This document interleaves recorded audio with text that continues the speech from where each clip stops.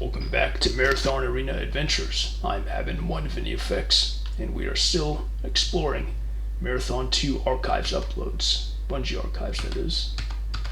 And today we are on Pfhactory 2.0 B1 by Reddig. I'm not exactly sure of the logic behind the numbering system here, but I'm assuming this is a more advanced version of what we just played yesterday, so let's get on with it, yeah? Let's see what we got. Okay, so yes, this is a more coherently textured one. Looks like that was the main thing that this improves on. This is meant to improve on. Shit. Oh, hey, he destroyed a light too. I didn't see it, but I heard it. I don't know if you heard that glass shattering. That was pretty funny.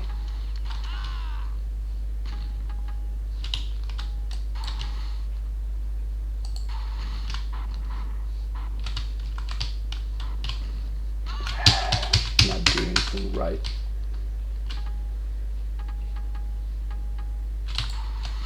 This does look pretty interesting and new with the Marathon 2 textures. It really helps bring up the Netmap feel to it.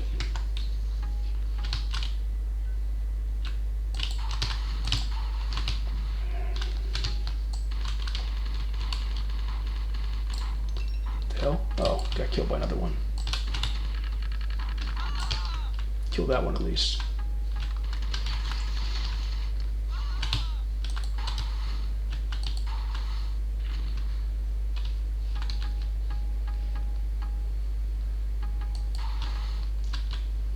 Doing a lot of advanced. Oh yeah, that worked. I was gonna say I'm doing a lot of advanced killing right now. All right, now this is the part that's sort of like Vulcan.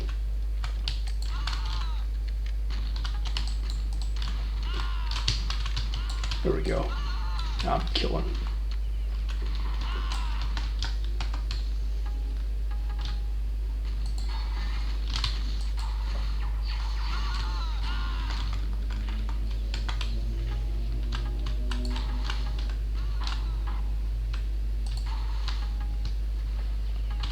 How did that not kill him? There we go.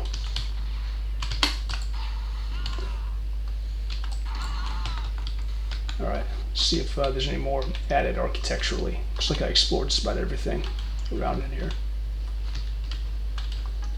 Like that I could have that little escape.